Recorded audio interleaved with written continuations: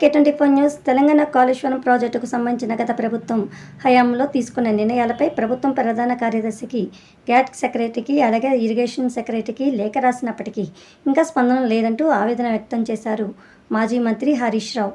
హరీష్ రావు మాట్లాడుతూ బీఆర్ఎస్ హయాంలో మేడిగడ్డ, అన్నారం, సుందిళ్ల బ్యారేజీలకు సంబంధించిన 6 సార్లు కేబినెట్ ఆమోదం, 3 సార్లు శాసనసభ ఆమోదం పొందిన పత్రాలను ప్రాజెక్టుల పరిశీలన కమిషనర్కు ఇప్పటికే సమర్పించామని ఆయన స్పష్టం చేశారు. ఇప్పుడు ప్రభుత్వం పారదర్శకతపైనే నిలబడాలన్న హరీష్ రావు అవశేషంగా ఉన్న అధికారుల పత్రాలు ఇప్పటికీ ఇవ్వకపోవటం శోచనీయమంటున్నారు. ఆ రోజుల్లో తీసుకున్న కేబినెట్ నోటు కానీ డిపార్ట్మెంట్కి సంబంధించిన సమాచారం అంతా కావాలని చీఫ్ సెక్రటరీకి, జీఏడీ సెక్రటరీకి, ఇరిగేషన్ సెక్రటరీకి ముగ్గురికి కూడా లేఖ రాశాను. కానీ వారి నుంచి స్పందన రావడం లేదు. బట్ ఏది ఏమైనా మా దగ్గర అందుబాటులో ఉన్న సమాచారం, నా దగ్గర ఉన్నటువంటి పూర్తి సమాచారాన్ని క్రోడీకరించి ఈరోజు కమిషన్ వారికి ఒక నోట్బుక్ను, ఒక బుక్ను సబ్మిట్ చేయడం జరిగింది.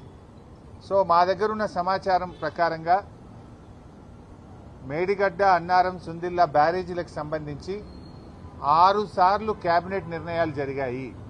6 సార్లు కేబినెట్లో ఆమోదం పొందిన పేపర్స్ అన్నీ కూడా ఈరోజు కమిషన్ వారికి అందించాం. అంతేకాకుండా 3 సార్లు శాసనసభ అప్రూవల్ కూడా పొందడం జరిగింది.